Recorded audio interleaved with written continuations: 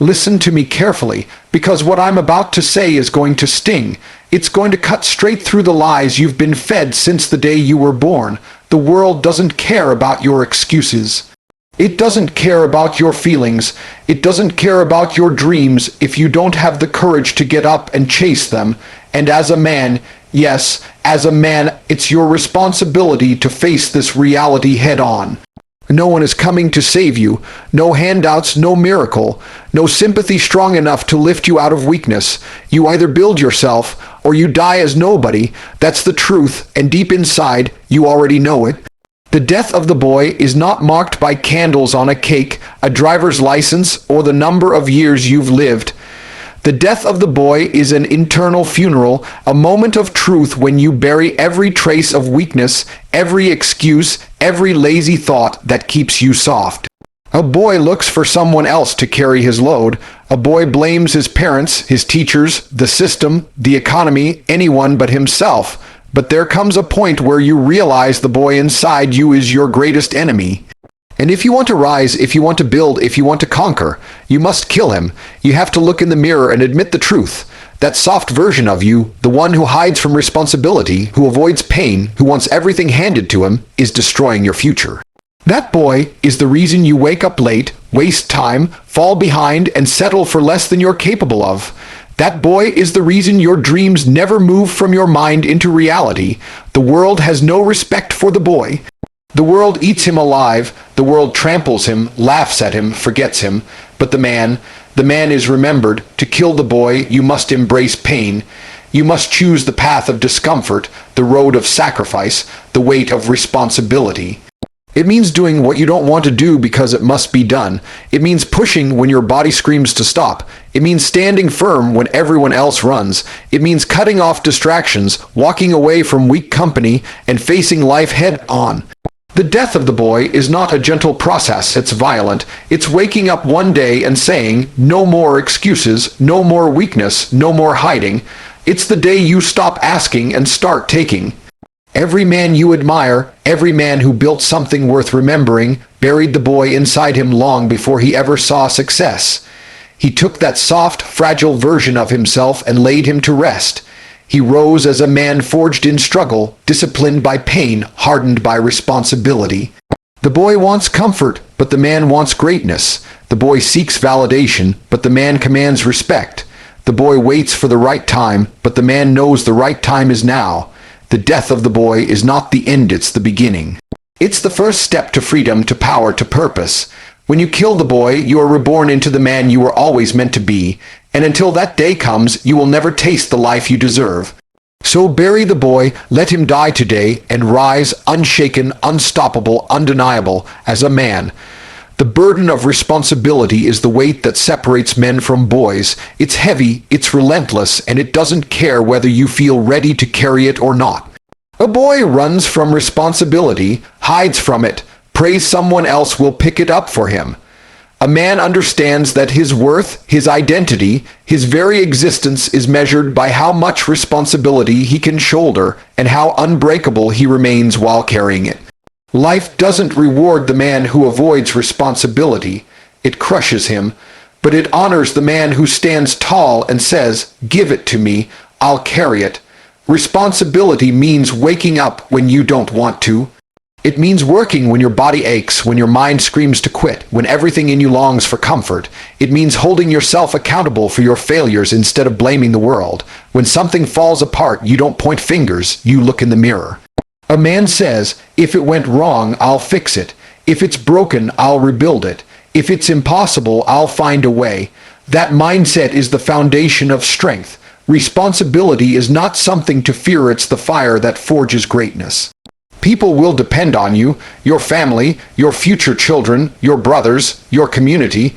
They will look to you when the storm comes, and if you're still a boy pretending to be a man, you'll collapse and take everyone with you. But if you've trained, if you've embraced responsibility long before it was forced on you, you'll stand unshaken. You'll become the anchor in chaos, the protector in danger, the leader in confusion. That is what being a man demands. Responsibility is lonely. Nobody claps for you when you're grinding at midnight. Nobody thanks you when you sacrifice your comfort for their security. Nobody sees the discipline it takes to keep moving when you're exhausted. But this is the beauty of it. You don't carry the burden for applause. You carry it because it's who you are. A man doesn't need validation to do what must be done. He carries responsibility in silence, and the results speak louder than words ever could. The burden of responsibility will break weak men, but to the strong, it builds an unshakable spirit. Every challenge you take on makes you harder to destroy. Every weight you carry makes you stronger for the next. You don't run from the burden. You embrace it. You expand your shoulders, you harden your will, and you say, "Pile it on. I was built for this." That is the essence of manhood, not escaping responsibility, but commanding it. At the end of your life, you won't be remembered for how much pleasure you chased or how much comfort you enjoyed. You will be remembered for what you carried, who you protected, and what you built. The burden of responsibility is not a curse. It is the crown of a man. Wear it proudly, carry it with honor, let it define you, because only under that weight do you truly become the man you were meant to be. The war with comfort is the battle every man must fight if he wants to rise above mediocrity. Comfort is the silent killer of ambition, the sweet poison that numbs your hunger, the soft pillow that smothers your potential. Comfort whispers in your ear every morning, "Stay in bed, hit snooze, relax, you've earned it." Comfort tempts you with laziness, with distractions, with cheap pleasures that give you a quick hit of dopamine while stealing your future. The truth is simple. No man has ever become great by living in comfort. Greatness is born in discomfort, in the fire of struggle, in the pain of discipline. Every time you choose comfort, you weaken yourself. You become slower, softer, and easier to break. You think you're safe, but you're actually in danger, because comfort breeds weakness, and weakness is the most dangerous condition a man can live with. The world will not protect the weak. Life will punish the weak. Comfort lulls you into thinking tomorrow will give you another chance, but tomorrow is never promised. The war with comfort must be fought today, every day, without pause. Comfort is addictive because it feels good. And that's the trap. The couch feels good. Scrolling endlessly feels good. Eating trash food feels good. Sleeping in feels good. But every one of those feel good decisions is stealing from the man you could become. While you indulge in comfort, another man out there is suffering, grinding, sacrificing, and preparing to take everything you ever wanted. When you finally meet him, he will destroy you, not because he's smarter or more talented, but because he chose discomfort over comfort every single day. To win the war with comfort, you must rewire your mind. Stop looking for the easy option. Choose the path that hurts, the path that forces you to grow. When the bed feels too warm, get up earlier. When the weights feel too heavy, add more.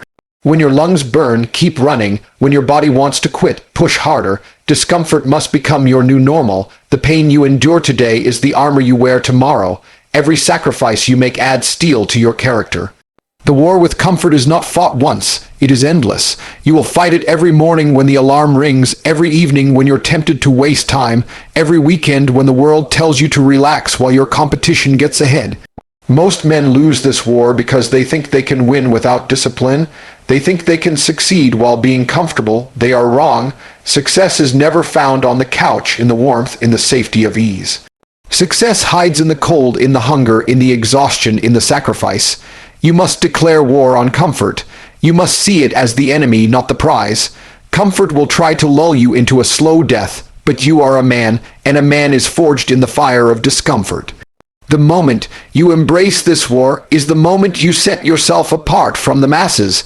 The man who wins the war with comfort owns his future. The man who loses it becomes a prisoner of his own weakness. Discipline over motivation is the law that separates the dreamers from the doers, the boys from the men, the weak from the unshakable.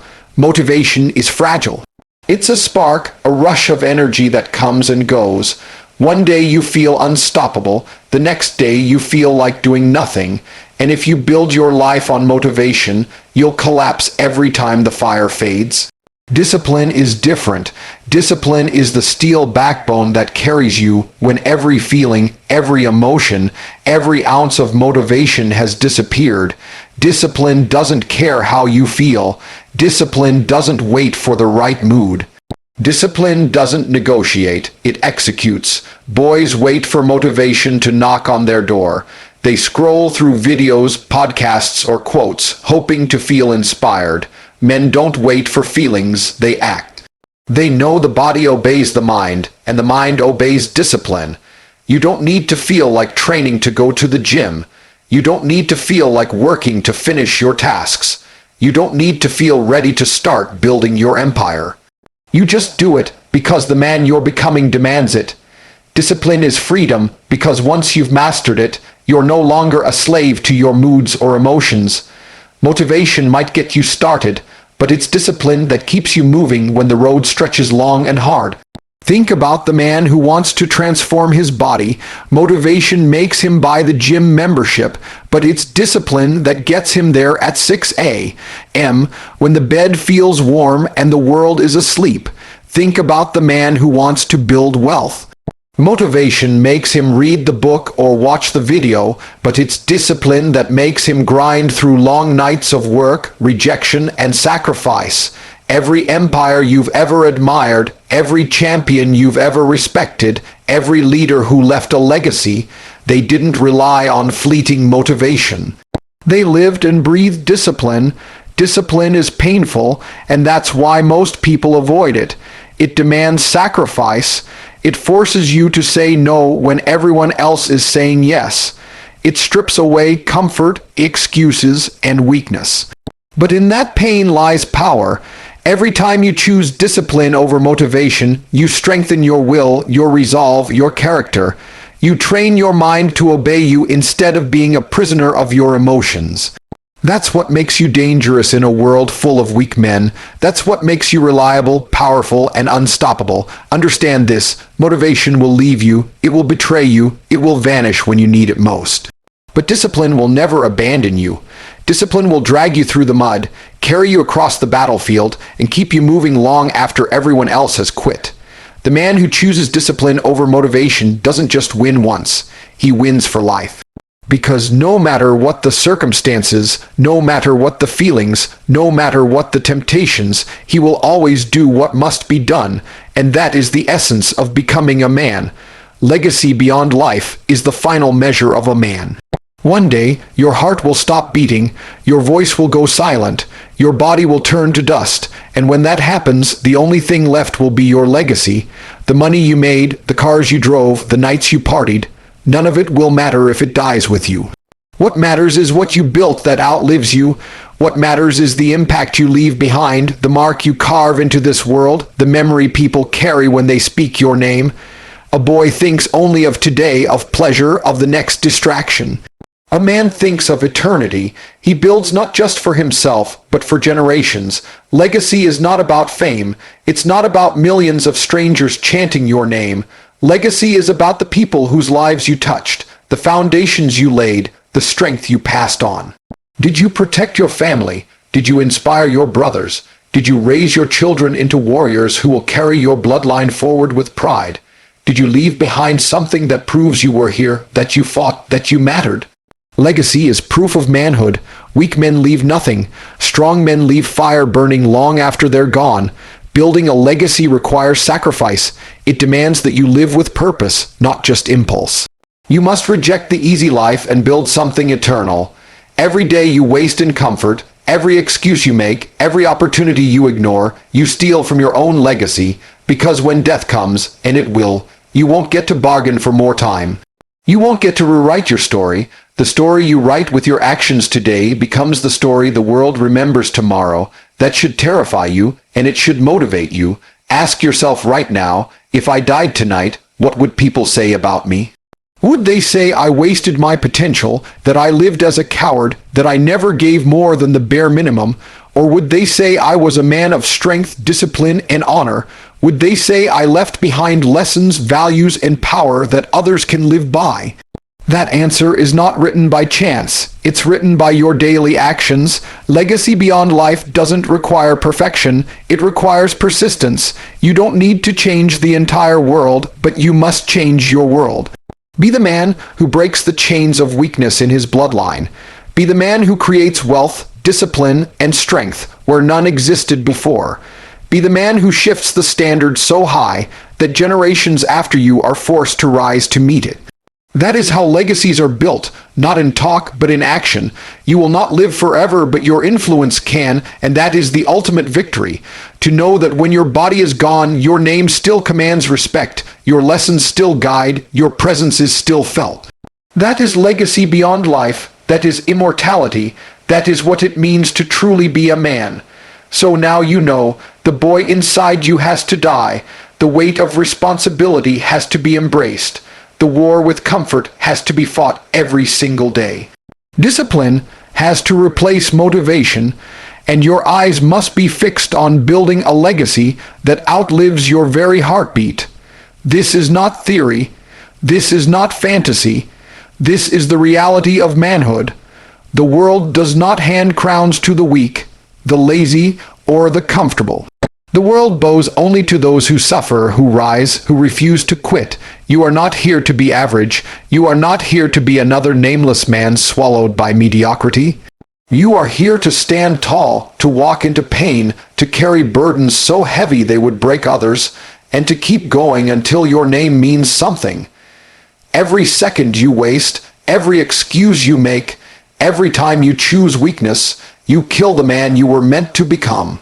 But every disciplined action, every sacrifice, every choice to endure discomfort pushes you closer to your true destiny. One day, you will breathe your last breath. When that moment comes, you won't care about the nights you spent scrolling, the hours you wasted sleeping in, or the excuses you made. You will care only about whether you lived as a man. Did you rise? Did you fight? Did you protect? Did you build? Did you leave something behind worth remembering? The choice is yours. Nobody can make it for you. Either you die as a boy who never lived up to his potential, or you rise as a man whose name echoes long after he's gone. Stand up, take your place, become a man.